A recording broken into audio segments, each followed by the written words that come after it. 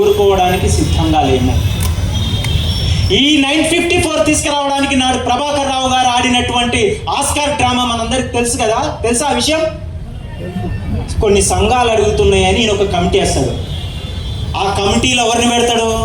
ఈయన మాట జీ హుజూర్ అనే ఒక ఆయనని పెడతాడు. ఇట్లా అంటాడు, అట్లా అంటాడు. అలాంటి ఆయన ఒక ఆయన కన్వీనర్ పెడతాడు. కన్వీనర్ పెట్టి ఆ కన్వీనర్ ఏం చేస్తాడు? రోస్టర్లు ఇవ్వాలన్నా మెరిట్లు ఇవ్వాలన్నా అనే ఒక ఎక్సర్సైజ్ చేస్తాడు. దాని మీద ఒక పిహెచ్డి చేస్తాడు ఆయన. ఇదే రిజర్వేషన్ల ద్వారా ఏఈ, ఏడిఈ, డిఈ, ఎస్సీ, సిజిఎంఐ తర్వాత డైరెక్టర్ అయినటువంటి ఆ మహానుభావుడు ఏం చేస్తాడు? చివరికి దీని మీద ఒక పిహెచ్డి చేసి ఏమిస్తాడంటే మెరిట్లో ఇవ్వాలి. ఆ సార్ చెప్తాడు పైన, మెరిట్లో రాసేసి రైట్ మెరిట్లో ఇచ్చేయాలి, ఇది రాస్తాడు. అరే ఎట్లా రాసినామని అంటే మేము ఆయనకు చెప్పినాం, ఈయనకు చెప్పినాం, అందరి అభిప్రాయాలు తీసుకున్నాం. కానీ ఈ విద్యుత్ సంస్థలలో షెడ్యూల్ కాస్ట్ల యొక్క, షెడ్యూల్ ట్రైబ్స్ యొక్క హక్కులు కాపాడుతున్నటువంటి ఏకైక సంఘం ఎస్సీ ఎస్టీ అసోసియేషన్. ఈ ఎస్సీ ఎస్టీ అసోసియేషన్ యొక్క అభిప్రాయం మీకు అవసరం లేదా? అవసరం లేదన్నట్లుగానే ఆర్డర్ వచ్చింది. నరసింహరావు గారి భుజాల మీద తుపాకీ పెట్టి ప్రభాకర్ రావు గారు ఎస్సీ ఎస్టీల యొక్క రిజర్వేషన్లు లాక్కోవాలనుకున్నాడు. ఓబీసీలు, ఎస్సీలు, ఎస్టీలు, విమెన్, అదేవిధంగా డిఫరెంట్లీ ఏబుల్ ఉన్నటువంటి వీళ్ళ రోస్టర్ పాయింట్లని లాక్కోవాలని చూసిండు ఆ ప్రభాకర్ రావు గారు. ఇదే విషయం మేము గతంలో ఈ ధర్నా వేదికగా చెప్పినాం. కానీ నిరంకుశ నియంతృత్వ ప్రభుత్వం, అప్రజాస్వామిక ప్రభుత్వం మన మాట వినలేదు. కానీ బాబాసాహెబ్ అంబేద్కర్ మనకు ఒక విషయం చెప్పిండు. నేను ఇచ్చినటువంటి హక్కుల ద్వారా బాగుపడ్డ మీరు కేవలం మీ పెళ్ళాం పిల్లలు, మీ సంసారం, మీ ఉద్యోగం, మీ యొక్క ఆస్తుల గురించి మాత్రమే కాదు, వెరగ ఉన్నటువంటి 90% మంది నీ సమాజం గురించి పనిచేయమని చెప్పారు. ఆ 90% మంది సమాజానికి అన్యాయం జరగకూడదని అదే అప్రజాస్వామిక ప్రభుత్వాన్ని కూలగొట్టడానికి మన వంతుగా మన ప్రయత్నం చేసినాం. ఇది చరిత్ర, ఇది రాసుకోండి. ఈ చరిత్ర భవిష్యత్తులో కూడా ఇదే జరుగుతుంది. మా యొక్క రాజ్యాంగబద్ధ హక్కులకు మీరొకవేళ అన్యాయం చేయాలని చూసినా, ఈ రాజ్యాంగబద్ధ హక్కులని దొడ్డిదారిన లాక్కోవాలని చూసినా డెఫినెట్గా ప్రతి ప్రభుత్వానికి ఇదే గతి పడుతుందని మాత్రం హెచ్చరిస్తూ ఉన్నాం. ఎందుకు ఇంత ఆవేశంగా మాట్లాడుతూ ఉన్నాం? ఎందుకు?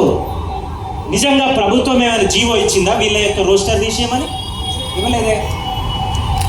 మరి క్లారిఫికేషన్కి ఎందుకు రాశారు? మీ దగ్గర క్లారిటీ లేదని క్లారిఫికేషన్కి రాశారు. ఈ 4 ఆర్డర్ల మీద క్లారిఫికేషన్కి రాస్తారు. మరి పాత పద్ధతి ఉన్నటువంటి RORలో రోస్టర్లో సీనియారిటీ చేయాలి కదా, అది కూడా చేయరు. వీళ్ళిద్దరికి ఇది కాకుండా అది కాకుండా వీళ్ళు కొత్త పద్ధతి కనిపెట్టారు. ఏంటిది? ఆల్ఫాబెటిక్ ఆర్డర్లో అందరికి ప్రమోషన్లు ఇచ్చారు. ఈరోజు ప్రభుత్వానికి మంచి పేరు వచ్చేసేయాలి, అందరికి ప్రమోషన్లు ఇచ్చినామని. కానీ అయ్యా రేవంత్ రెడ్డి గారు, ముఖ్యమంత్రి గారు, మీరు తీసుకుంటున్నటువంటి గొప్ప ప్రజాపాలన సంక్షేమ కార్యక్రమాలు ఏవైతే ఉన్నాయో వాటన్నిటిని ప్రజల్లోకి చిత్తశుద్ధితో తీసుకెళ్లేటటువంటి సమాజం, ఈ సమాజానికి చెందినటువంటి హక్కులని లిటరల్గా దొడ్డిదారిన దొంగిలించే ఒక ప్రయత్నం జరుగుతూ ఉంది. ఇది మీరు గమనించకపోతే భవిష్యత్తులో ఎస్సీ ఎస్టీ సమాజం భవిష్యత్తులో ఎప్పటికి కూడా టాప్ పొజిషన్లలో పోరు. అరే ఉన్నారు కొద్దిమంది ఎస్సీ ఎస్టీ సమాజం, ఈరోజు ఎస్సీ ఎస్టీలు చీఫ్ ఇంజనీర్లుగా, CGMలుగా ఉన్నారు. అయితే ఏం జరిగింది?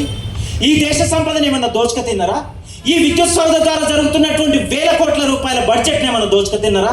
లేకపోతే ఈ దేశంలో, ఈ రాష్ట్రంలో ఉన్నటువంటి ఆస్తులను మొత్తం వాళ్ళు ఏమైనా కుప్పగట్టుకొని వాళ్ళు ఏమైనా తీసుకుంటున్నారా? ఏం జరుగుతుందని, ఎందుకింత ఒక ఓర్వలేనితనాన్ని మన సమాజంలో సృష్టిస్తున్నారు?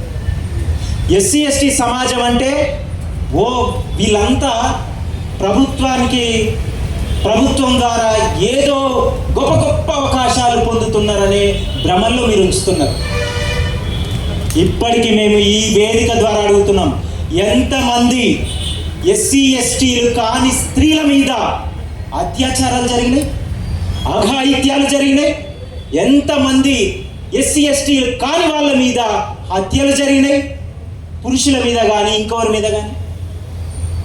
ఈ విషయాల పట్ల ఆలోచన లేకుండా ఎస్సీ ఎస్టీ సమాజం, ఉద్యోగస్తులు ఇప్పుడిప్పుడే దశాబ్దాలుగా ఉన్నటువంటి రిజర్వేషన్లతోటి వాడుకొని ఇప్పుడిప్పుడే పైకి వస్తున్నటువంటి ఎస్సీ ఎస్టీ సమాజాన్ని వీళ్ళంతా మొత్తం ఈ యొక్క సొమ్మును మొత్తం దోచుక తింటున్నారనే ఒక విధమైనటువంటి ప్రచారాన్ని మేము ఖండిస్తున్నాం.